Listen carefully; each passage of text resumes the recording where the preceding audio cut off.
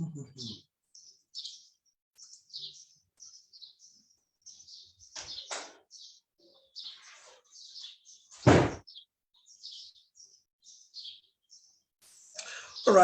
good morning, both here and of course on Facebook.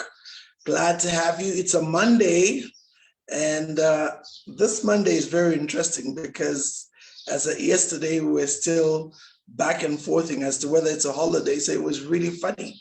And I remember sending that to the group, our little inner group, and then Aunt Sylvia did something very interesting. She said, it's not a holiday. I'm like, well, but they said it's no. So I said, I'm forwarding you the letter. And then she says, okay, so I forward the letter, and then she highlights the section that says, please note that it's not a public holiday. So like, huh? You know, that's the power of, there's something we teach a lot in this group.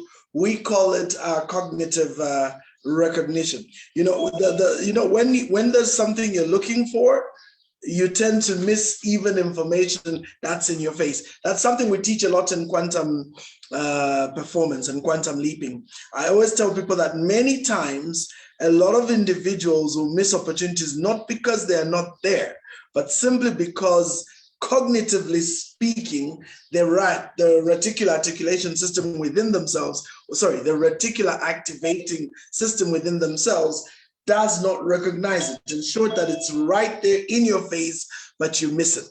And it was just interesting and very funny. But nonetheless, glad to have you all on the call, both on Facebook as well as here on Zoom. And today we are actually concluding the series on leadership. And I'm not going to do a recap. No. We're just going to jump into straight our next lessons, which are very exciting. But nonetheless, today we're looking at something that I'm calling we're calling this particular one, different styles of management within leadership, okay? And one of the greatest quotes I've come across on leadership and leading, especially in everyday life, is by a gentleman called Simon Sinek. Very, very interesting man to follow. A very, very well-learned and very gifted teacher and speaker. Very, very gifted. You need to follow him if you haven't heard of him.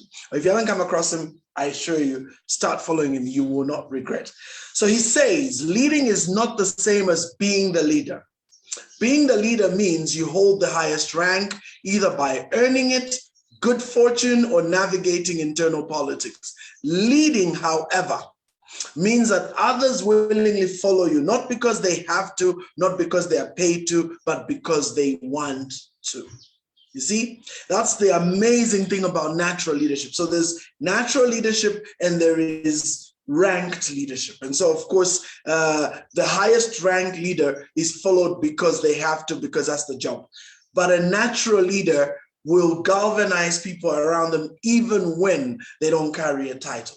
So if you've worked at any firm long enough, you'll understand what that quote has meant, the one that I just read out. And everyone who has worked for supervisors or bosses who they would not describe as good leaders, okay? So managers are the individuals in charge. They have been promoted, frequently have direct reports, and have additional responsibilities. So that's a manager. Now, leaders are a whole different breed, ladies and gentlemen. So when I mention that word, what is it that comes to mind? Do you picture a Nyerere? Do you picture Mandela, Kaunda, Gandhi? What aspects made these individuals so profound that people were not just willing to expend resources, but even life and limb to follow them? Okay, you realize that great leadership is the difference between a progressive or stagnant society or company. But picture this scenario at district, provincial, or even national level, and you begin to get an idea of the challenges that bad leadership brings to the table. Bad leaders deflate morale, they discourage initiative, and tend to cause high attrition rates. The word attrition means exit, okay? Exit rate. Okay, so when you multiply this across the continent, you start to get an idea of just how such a situation can negatively impact growth and success. And one of the most common excuses given for why Africa is poor is bad leadership. And this excuse is fully justified because a casual examination of two of the major reasons Africa is poor, which is poor governance and weak institutions, can be directly anchored to bad leadership. And after all, everything rises and falls on leadership, not so. And so then, great leadership that genuinely seeks to move our continent forward will certainly ensure that the best outcome is that is what is pursued, but with a great principle or great foundation at work. So now, I think it was Vusitembi, not I think, it was Vusitembi, I will say it a few days ago, there's a quote of his that has gone viral. He said that if you look at Africa, if you examine Africa, you realize that many of our founding fathers started off as leaders who then became politicians, okay? So what you note there is they had this natural ability based on having proven their value to galvanize an entire nation behind them and different factions and different groups, and using that gifting and ability, push the country or countries visionarily towards whatever they were seeing. Okay, so these are great leaders, and many times they started outside politics and built into politics. My favorite is, of course, Nyerere, Kaunda, right here in our own continent, right here in our own country, Mandela in South Africa. But truth be told, there are many others. Robert Mugabe, they may have lost it along the way, but that doesn't take away the fact that they had a great ability to galvanize people through their leadership qualities. The type of people we have today, this is what now Vusitembi was saying. He was saying, unfortunately, today we have politicians first, who then become leaders. But the truth of the matter is that because they are politicians and because everything about them is politics, they are more Machiavelli than they can ever be leaders. And so, unfortunately, should that opportunity to become leaders get thrusted upon them through elections and they win or whatever it is, you find that many of them don't have the qualities, nor even the skill of how to be a great leader. Now, I can tell you, if you've been following this series and you're copious about taking note of what we're teaching, you can use the stuff we've taught in here to really make a difference for your company, to make a difference for whatever organization you're leading. And who knows, if you're a politician, this could also help you. The challenge we have, of course, is a lot of people think being a politician is being a leader. Nah, far from it. Many leaders go on to become politicians, but not all politicians are leaders. That's a fact. Leaders will always be leaders. Leaders will have this ability to get people around them, and that's what demonstrates leadership. So anyway, in view of the earlier said item, in this last in the series, we shall now examine different styles of management, and I've chosen 3 common ones, and one could also combine one or more aspects of these for a hybrid, depending on what the prevailing situation is on the ground. So let's begin with the first type of management style. It's called autocratic management. So you can write that down. Autocratic, okay? So in the workplace, or any organization for that matter, autocratic management makes decisions and communicates, the communication is top-down approach from managers to employees. Roles and tasks are clearly defined in this leadership style, and employees are expected to constantly follow directives, not suggestions, directives, and be available for supervision and check-ins. And this managerial style has some advantages, okay? Employees that are new, unskilled, or uninspired can benefit greatly from this type of direct, monitored leadership. Autocratic management is particularly efficient for managers that are dealing with chaos or time restrictions, okay? Another significant advantage of autocratic leadership is the ability to make quick decisions. So you find that this kind of management is most common in uniformed forces. So that means in the armed forces as well as in the civil forces. So you've got your Army, Air Force, National Service, Navy. Here in Zambia, we have also the police as well as the prisons authority, immigration. So all these areas, probably you can even take that all the way into other uniform platforms like the tax office and a few others. And what you notice is in all these spaces, the leadership style is always autocratic. It is, you take directives or instructions, you do not question them, you do not ask, you just receive and you do. And while there are advantages to this method, there are a number of disadvantages as well. So let me just pause there. You will notice that this autocratic style of leadership is also very common in a number of churches. In fact, if one had to really strictly think about it, that church setup is also autocratic, all right? So usually you have your top leader, pastor, visionary, founder, whatever they are, archbishop, cardinal, pope, whatever. And then you have instructions and directions as given from the top, and you don't question them. That's why loyalty is a big deal in the church circles. One of the marks of loyalty in churches, and I'm speaking across the board because, being Pentecostal, I'm known for shooting a lot at our own Pentecostals, but this is true everywhere, whether it's traditional churches, whether it's the Roman Catholic Church, Anglican Church, a lot of the traditional churches, it's the same thing. What basically happens, you have the bishop at the top and they give direction, all right? So from time to time, some churches have a council which would determine the overall direction for the church, maybe that year or that quarter. When I say quarter, I mean 5 years, 10 years, some as big as 30, 50 years. They have councils, massive councils, which sit for weeks on end to determine the direction of the church in general. And so when those instructions are given, they are followed, they're not questioned. And as a mark of proof that that's the method, this is where, if you're a pastor, the bishop has a ring and you kiss the ring as a sign of loyalty to the church.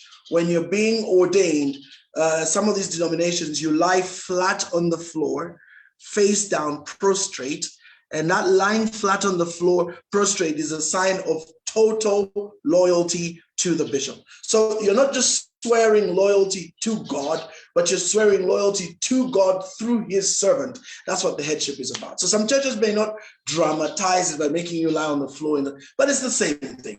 They just, Pentecostals are always very clever about it. Saying, hey, we don't have to do, but the truth is they all do the same thing. If you're going to be in the church, you've got to be loyal to headship. If you're not going to be loyal to headship, I don't know how you're going to run that ministry or even operate under that kind of cover. You have to heed what is instructed. So this is autocratic. So let's look at some of the disadvantages of this, okay? So many individuals despise this design because it does not allow for direct input, okay? Employee turnover is higher with this method because employees know they have no influence whatsoever in decision-making or ways to bring about change in the firm or in the church or in the organization or in the military. But the thing about the military is that when you go to join the military, the first thing they do is they break individualism.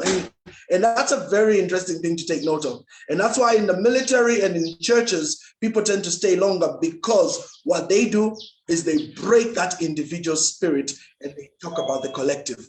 So you're indoctrinated in the military. That's training. You go through very serious training where you learn to take orders. You forget about you become part of the unit. And once you learn that, that's the difference in life and death, and you're all connected. So in that kind of setup, this kind of rulership is extremely relevant. Leaders need to give direction. They need to be firm. They need to know what they're doing. And of course, they have to face the consequences of their wrong choices. In the churches, that's also a very common model, and it has to be given, decided, and that's the end of the discussion. There's no discussion. So similarly, okay, so by the way, one of the other issues, of course, is that because of no influence in decision-making or changes, it depresses morale. So if you're looking for a morale-filled setup, doesn't work. So in autocratic leadership, you need to do a lot of propaganda. You have to have a method that keeps people constantly remembering why they're doing what they're doing. So you've got to kind of rub that in their face all the time. And I'm not saying this in a bad way. I mean, that's why there are different kinds of and styles of management. You get my point? So there are those where it's necessary. So if you're running a don't question, do type of setup, you must constantly be reminding people why they're there and appeal to a higher power and do that regularly and have a lot of information telling them why they should be there. I mean, propaganda in its truest sense. And this must be always shared. And that way you build morale. That's why armies and youth movements and any kind of movement where there's an autocratic kind of leadership, there has to be an information dissemination system that is well set, that really preaches whatever the song is for that organization.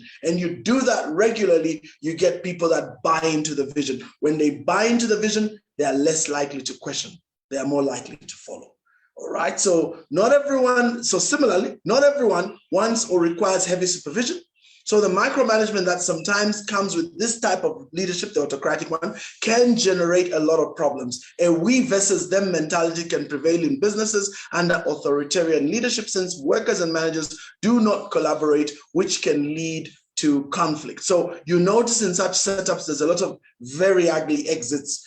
And usually when those exits come in autocratic leadership, one of the things you must do if you are the type who likes this kind of leadership is usually to kind of brand those people as bad.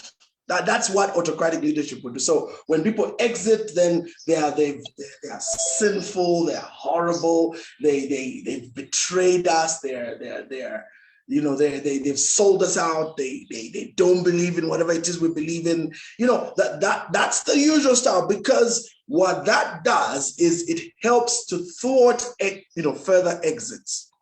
So this is of course, now I'm almost getting Machiavellian here in my teachings, but I'm just telling you what works in an autocratic setup, because if you don't do that, then others will go, So in extreme cases, that's where, of course, those are made examples. Make sure you strip them of everything, especially in very powerful countries, strip them of everything, make them go through hell, and where possible, even hang them publicly. And so when everybody goes, oh my God, that's what they do to people who leave, then nobody will leave. That's the reason why people like, what's his name, Ba'ath Party President Saddam Hussein, when he took over, he had about 40 to 45 of the top leaders of the Ba'ath Party executed, hands down, by himself in a party convention, so that everybody knew, oh my God, we have a new cowboy in town. That's the style. That's why Mobutu Sese Seko had all his top leaders and people who opposed him in 1965 publicly executed at the National Stadium in Kinshasa. This is how autocratic leaders rule in the extreme. Now, of course, in the church circles, they build a cult of personality, and then they use that to create the family sense. So they detach everybody from everyone, keep them all loyal to one person. And then if that person exits, they cut them off and make them feel, separated. So this is autocratic style. Pluses, minuses, everybody has their own reasons why they do what they do. But I learned very interestingly just a few days ago, 2 days ago, that a lot of people, even in the church circles, would rather instill fear to gain loyalty than operate from a place of love. So you almost start wondering if these are really pastors or these are just businessmen. For me, they're just businessmen building empires. There are very few genuine ones. That's my general view, but then I digress. So the second style of leadership is democratic leadership. Now that's an interesting one. Democratic management or leadership entails employees providing feedback to managers, with the managers making the final choice. So communication is both top down and bottom up in this leadership style. I prefer this leadership style any day. Okay, so it results in a cohesive team with possibility for input. A democratic management approach has numerous advantages, okay? So when everyone on your team participates in collaboration and decision-making, you get more different ideas, and more likely you'll accomplish excellent results. According to research, the more people who participate in talks and partnerships, the larger the vision, which can lead to huge potential. Employees of democratic style management have a say in their organization and its destiny, making them far more invested in their work.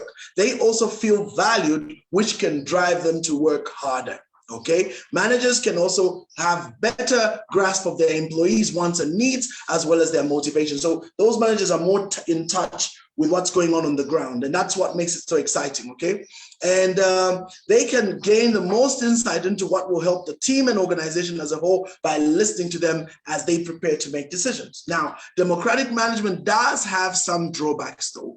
There is more time before decisions are made when employees and supervisors collaborate to consider ideas. So that's one of the big minuses. It takes long to kind of get to a decision because you're kind of inclusive. You're trying to get everybody to give their input.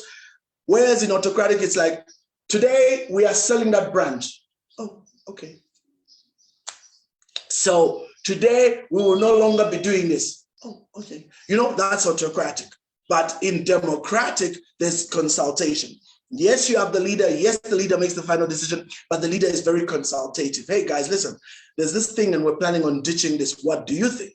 If you have any ideas, I have an open door policy. Come through, let's discuss. Sometimes also in meetings, democratic leaders tend to be more what I call passive observant. So they will bring a problem, but instead of imposing their own idea as they bring that problem to the fore, they kind of let everybody discuss and listen to all the different ideas and then kind of facilitate. So in democratic leaders, they are more facilitators than they are drivers. Okay, so they're not directors per se. They will kind of allow everybody to bring input and then allow others to oppose or in fact, you'll notice democratic leaders are even big on even having people in their team who constantly oppose what they propose. And that's really an interesting quality because a lot of leaders, especially in our circles, they don't like people that oppose all the time. And that's why I said autocratic leaders are different, because autocratic leaders will get an idea and then they'll get rid of the person. But a democratic person will tend to allow all those ideas, and sometimes they'll go sleep on it. I'm sure a number of you have read Long Walk to Freedom, and you remember how Madiba talked about his father and how he used to handle the council meetings in his village, in his homestead back in the day when he was a child. And he watched his father and learned so much from his father, because his father used to let all the Indunas do all the debating and even quarreling and, but he'll just be watching and listening. And then he says, I'll come back tomorrow. And so when he comes back the next day, he's picked ideas from all these people. And it's so interesting because you notice everybody buys in, because they say, oh, wow, this is powerful. And they all kind of lock into that. So here's something, again, also interesting.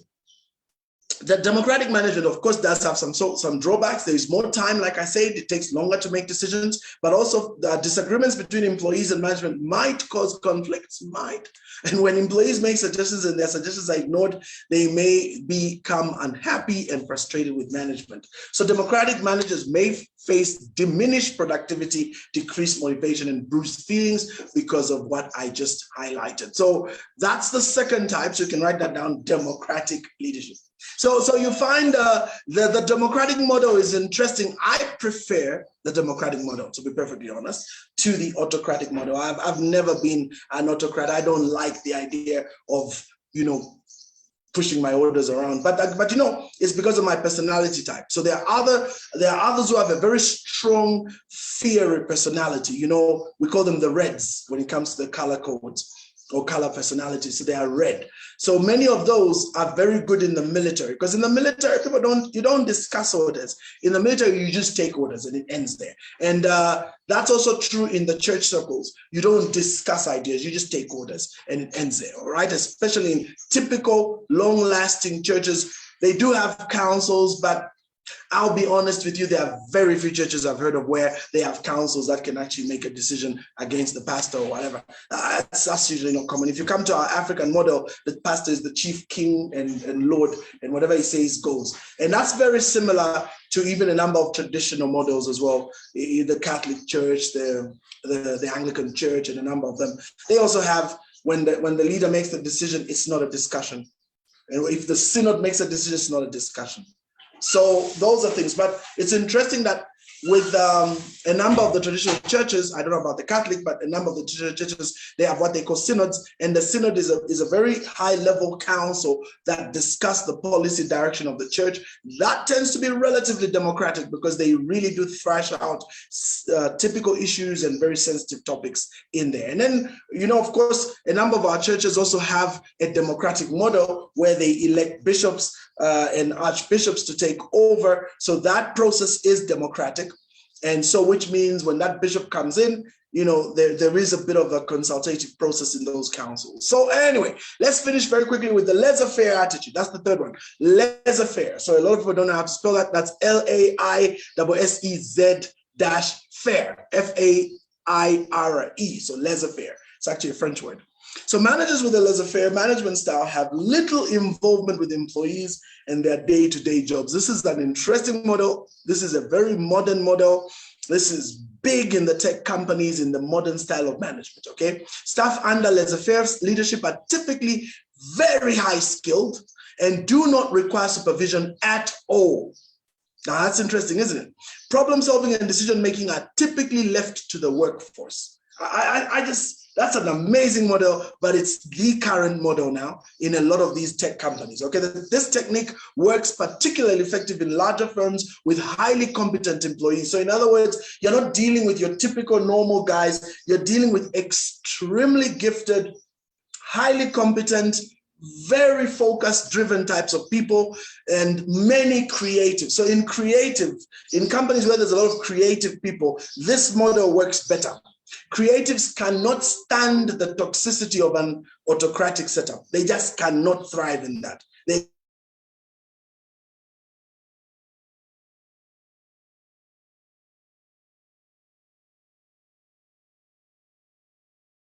I think that's one of the reasons why, even as a pastor, I have opted to remain in where I am, which is, even though I am a pastor in a church and I was ordained, I don't work in that setup. I work where I just go to church and do I pay my 5 cents, if you like, but then I operate at a space where I'm independent, because if I connected into that structure, it means I have to now operate under the autocratic setup where you follow orders. And I find a lot of orders don't make sense.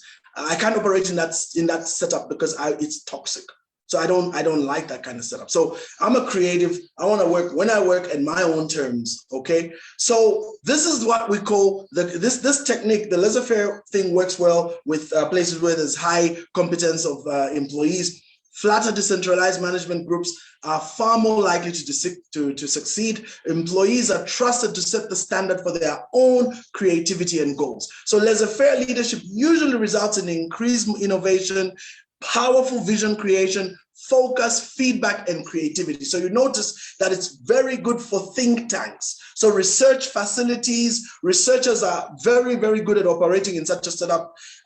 People that are creatives in film, in advertising, in programming, in digital platforms, this is the style. So you find the Teslas of this world, the Microsofts, that kind, Facebook, this is the kind of style. Okay, employees are more excited about their future and potential in a business when they have greater autonomy. They are ecstatic and tremendously motivated to accomplish their work successfully. So employees that follow this method believe they have earned trust in the workplace, and feeling trusted increases employee engagement and productivity since they aren't concerned about who is watching them. Laissez-faire management can result in a loss of direction, of course, and low production since employees are not overseen. Employees under this management style may also take an idea or project in a direction that the management does not like or want to follow, wasting a lot of time, energy, and resources. So the 3 styles of management, I'm concluding now. The 3 styles of management can be blended depending on the type of outcome sought. As such, the key once again lies on leadership and what their goal and objectives are and what style of management suits what scenario. I personally recommend, of course, a hybrid and mosaic across the entire tapestry of governance, and it's very dependent on the type of personnel one has on board. Either way, remember, good leadership coupled with good management styles can have a profound positive impact on an organization. So you have to remember, when all is said and done, all kinds of leadership is dependent on the leader at the top. That's why they say, if you want to understand the culture of an organization, look at the CEO. The CEO will bring that culture with them. That's why every leadership comes with a particular DNA. And this is why, if, for example, you have a church, let me stick with the church. The church, every church has its DNA. Every organization has its DNA. Every franchise has its DNA. It is so important that the DNA is clearly understood, clearly outlined in the most stringent manner possible, and that is what is focused on throughout. It's very possible that in a lot of instances, like for example, the laissez-faire attitude, you can lose direction of what it is that put you there. And that's why it's so important to kind of blend and hybrid. Autocratic in certain instances, democratic in certain instances, and laissez-faire in certain instances. So give people creative freedom, give people the ability to give feedback, but be very firm about the culture and direction of your organization. That's very, very important, because if you don't do that, many times what ends up happening is that you end up losing the structure and direction. So let me quickly read some comments here. I'll start with my sister Martha over in Uganda, Madam Martha Elimu. She says, leadership must be inspirational. That is a very good motivator in any mix of management styles. I have enjoyed the session. Thank you so much, Madam Martha. Kane says, I don't know if it's Kane or Kane. I love democratic leadership. That's right. Nelson, good morning, insightful. Kama says military autocratic. Yes, of course, absolutely. In uniformed services, there's no discussions. The leader calls the shots. That's why when we started this series, we began with types of leaders and types of leadership. That was very important, because that is the difference between success and failure, winning the war or losing it. Leadership, Mazua says, leadership determines the pace of any organization. Awesome stuff. And of course, Madam Ann says, Amin did public execution 2 years, of course. Very unfortunate, he did that a lot. So, by Inspector Kama says, you made my day, Rev, especially on understanding the laissez faire leadership, contrary to what I was taught. Absolutely. So to all of you, thank you so much for being part of what we've been learning. Next week, we go into some extremely interesting spaces when it comes to what we're learning. I will be kind of sitting trying to figure out how best to kind of run with that, and which direction we're gonna go, and how best to bring more good content. But I want to thank you all for being part of what we've been doing. So tomorrow, remember, and Sylvia will be on with her usual program Mindset Change. On Wednesday, we have Anne Bachaita with her usual take on aspects of our business. Thursday, we have Dr. Nelly with the Prosperity for Your Soul. And then Friday, we have our opportunity. And this Friday, it's actually going to be and Sylvia's presenting for us. So that aside, it's a great day. We look forward to you making this week count. Make it count, make it happen. And remember, if you are on YouTube watching this, ensure you subscribe and click the notification bell to stay connected. From myself, adios. See you in a short while as we get into the other segment on the days of Noah.